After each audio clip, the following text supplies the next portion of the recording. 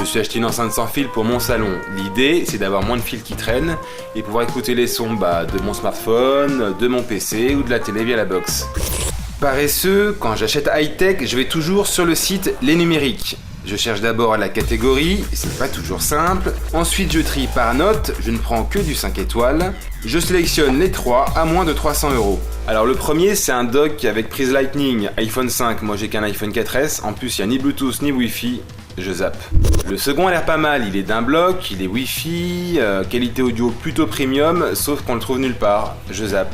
J'arrive donc sur le dernier choix possible, l'enceinte Philips A5.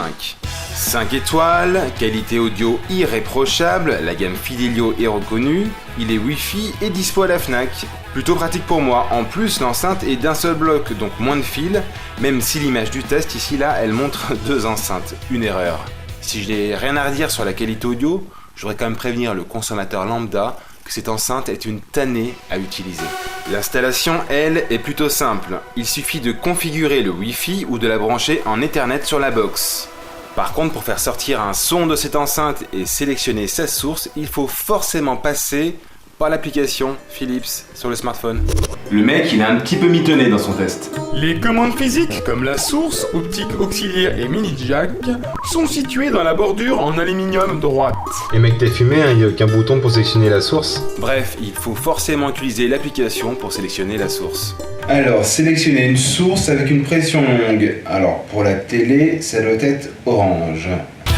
J'espérais naïvement écouter le son de ma TV, ça ne marche pas. Bon, alors je vais essayer avec mon ordi. Hop. J'espérais naïvement écouter les sons de mes films sur mon ordi, mais non, ça stream uniquement du format AAC en passant par un logiciel spécifique à installer.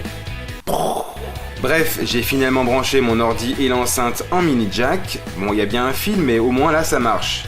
Enfin presque, puisqu'il faut passer par l'application pour sélectionner la source mini jack.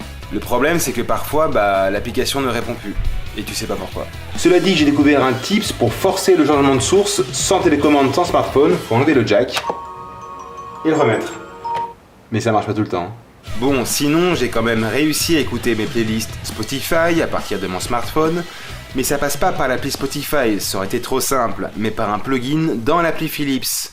Et là, ça marche un peu, mais t'es en plein kiff sur une chanson et d'un coup, le son se coupe. Et pareil, tu ne sais pas pourquoi. Pendant ces essais, j'ai quand même vérifié ma connexion internet et ça vient pas de là.